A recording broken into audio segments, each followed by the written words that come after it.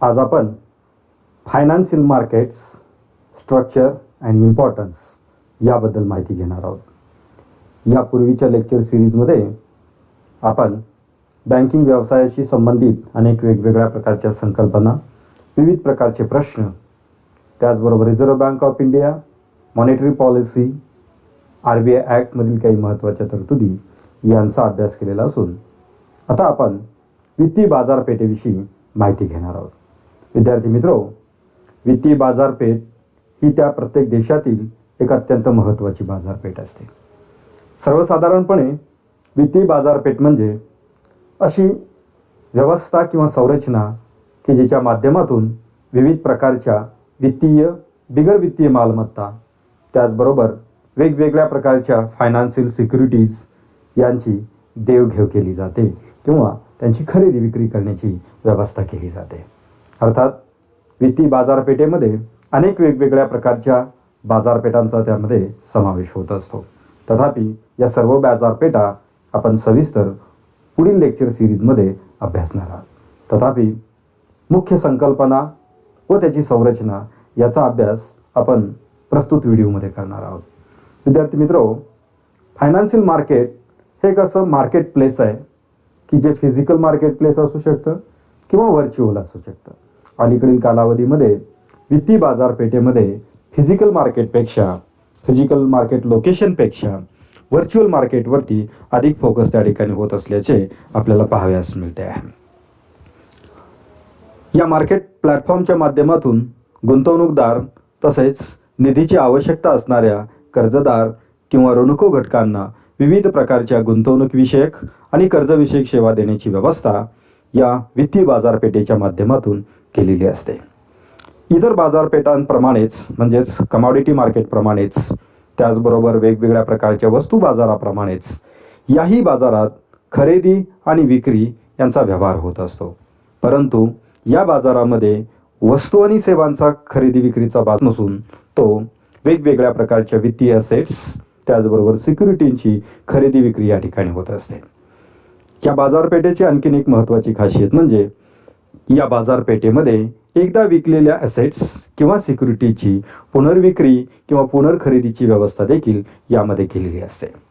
आणखीन एक महत्त्वाचा भाग की जो वित्तीय बाजारपेठेविषयी आपणास माहीत असणं अत्यंत आवश्यक आहे आणि तो म्हणजे वित्तीय बाजारपेठेमध्ये एखाद्या वित्तीय असेटची किंवा सिक्युरिटीची खरेदी किंवा विक्री हे डिस्काउंटेड रेट किंवा प्रीमियम रेटला होऊ शकते.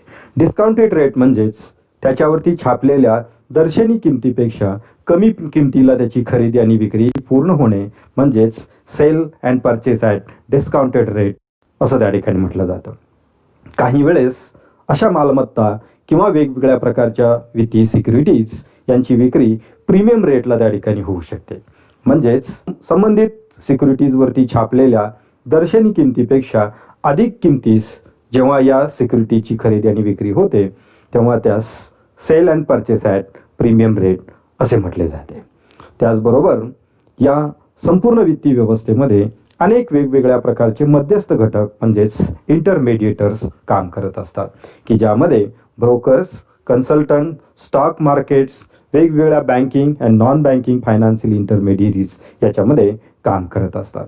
सर्वसाधारणपणे वित्तीय बाजारपेठेमध्ये अनेक वेगवेगळ्या प्रकारचे रेग्युलेटर्स किंवा नियंत्रक अधिसत्ता असल्याचे आपल्याला पाहायला मिळते.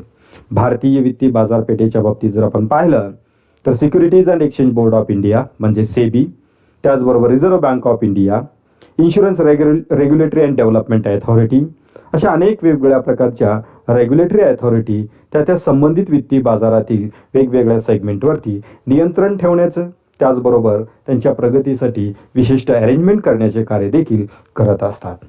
यावरून आपणास सर्वसाधारणपणे वित्तीय बाजारपेठ म्हणजे काय हे आपणास लक्षात आलेले असेल. या व्यवस्थेमध्ये अनेक वेगवेगळ्या प्रकारचे घटक कार्यरत असतात. तथापि आपण या व्हिडिओच्या माध्यमातून फायनान्शियल मार्केटची एक सिंपल संरचना नेमकी कशी असते की याचा आपण या ठिकाणी अभ्यास करणार आहोत. प्रत्येक देशाच्या अर्थव्यवस्थेमधील वित्तीय बाजारपेठेत समाविष्ट असणारे बाजार, त्याचे उपबाजार, त्याचबरोबर त्याच्यामधल्या इंटरमेडिएरीज आणि रेग्युलेटरी अथॉरिटीज ह्या वेगवेगळ्या त्या ठिकाणी असू शकतात. यामध्ये आपण पहिल्या सेक्शनमध्ये यामध्ये वेगवेगळ्या प्रकारचे मार्केट्स आपण दाखवलेले आहेत की ज्यामध्ये प्रामुख्याने 4 महत्त्वाचे वित्तीय बाजार याच्यामध्ये मेन्शन केलेले आहेत की ज्यामध्ये एक money market, second capital market, third forex market आणि चौथा त्याच्यामध्ये डेरिव्हेटिव्ह मार्केट. विद्यार्थी मित्रो, मनी मार्केट म्हणजेच 1 वर्ष किंवा त्यापेक्षा कमी मुदतीच्या निधीच्या देवाणघेवाणीची किंवा खरेदी विक्रीची व्यवस्था म्हणजेच मनी मार्केट किंवा त्यास आपण नाणे बाजार असं आपण म्हणतो. त्याचबरोबर दुसरा महत्त्वाचा बाजार म्हणजे कॅपिटल मार्केट किंवा त्यालाच भांडवल बाजार असं म्हटलं जातं. ज्या बाजार यंत्रणेच्या माध्यमातून दीर्घ मुदती निधीची देवाणघेवाण करण्याची व्यवस्था असते किंवा दीर्घ मुदती वित्तीय सिक्युरिटीची खरेदी आणि विक्री करण्याची व्यवस्था ज्या बाजाराच्या माध्यमातून केली जाते त्यास आपण कॅपिटल मार्केट किंवा भांडवल बाजार असं आपण म्हणतो. त्याचबरोबर तिसरा एक महत्त्वाचा उपबाजार म्हणजेच फॉरेक्स मार्केट. फॉरेक्स म्हणजेच फॉरेन एक्सचेंज मार्केट.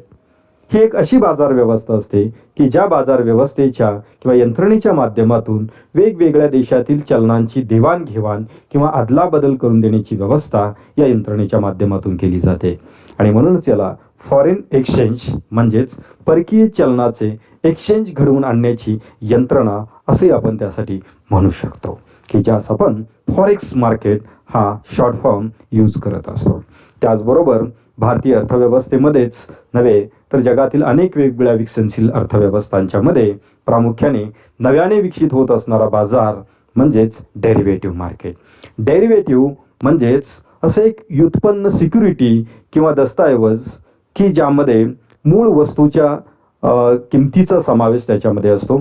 डेरिव्हेटिव्ह म्हणजेच असे एक इन्स्ट्रुमेंट की जे इतर स्थानिक मालमत्तेच्या आधारे तयार झालेलं हे एक फायनान्शियल इन्स्ट्रुमेंट आहे की उदाहरणार्थ गोडाऊनमध्ये असणाऱ्या शेतमालाची पावती म्हणजेच गोडाऊनमध्ये असणाऱ्या शेतमालाच्या आधारे निर्माण झालेली रिसीट ही डेरिव्हेटिव्ह म्हणून त्या ठिकाणी कन्सिडर करता येते. अशा अनेक वेगवेगळ्या प्रकारच्या डेरिव्हेटिव्ह्ज की ज्याची देवाणघेवाण किंवा त्याचा तारण बाजार या बाजारपेठेमध्ये चालत असतो की ज्यामध्ये वेगवेगळ्या प्रकारच्या कमॉडिटी मार्केट, त्यामध्ये गोल्ड असेल, सिल्वर असेल किंवा क्रूड ऑइल असेल अशा अनेक वेगवेगळ्या प्रकारच्या वस्तू आणि त्या संबंधीच्या डेरिव्हेटिव्ह्ज यांची खरेदी विक्री किंवा देवाणघेवाणीची व्यवस्था या बाजारामध्ये होत असते. तर हे 4 महत्त्वाचे बाजार असून की ज्यामध्ये मनी मार्केट, कॅपिटल मार्केट, त्याचबरोबर foreign exchange market and derivative market या मार्केटचा समावेश होतो.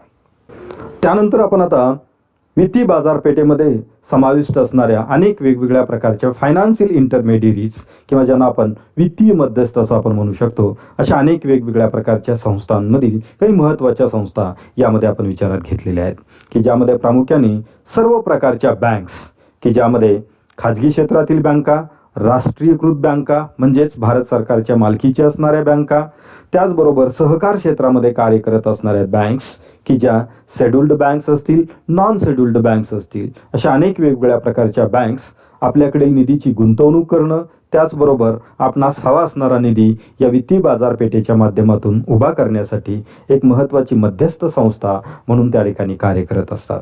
त्याचबरोबर सर्वसामान्य गुंतवणूकदारांना वेगवेगळ्या प्रकारच्या रोख्यांच्या मध्ये गुंतवणूक करण्यासाठी एक महत्त्वाची सेवा देणाऱ्या म्युच्युअल फंड संस्था की जी गुंतवणुकीचं कार्य करत असतात अशा म्युच्युअल फंड संस्थाही या बाजारामध्ये महत्त्वाची भूमिका पार पाडत असतात.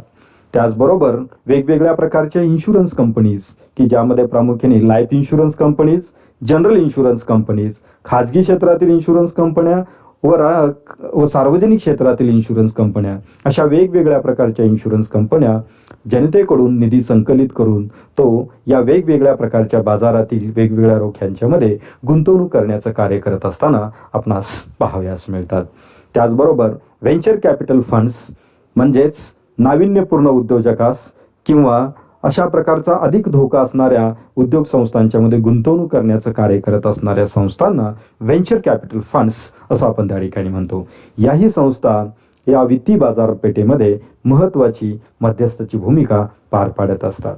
या व्यतिरिक्त मध्यम व दीर्घमुदती गुंतवणुकीचं काम करणाऱ्या किंवा दीर्घमुदती कर्ज पुरवठ्याचं काम करणाऱ्या विविध प्रकारच्या विकास बँका जसे की national housing bank, NABARD, export and import bank of India अशा अनेक वेगवेगळ्या प्रकारच्या विकास बँका या वित्तीय बाजारपेठेमध्ये महत्त्वाची मध्यस्थाची भूमिका पार पाडत असतात.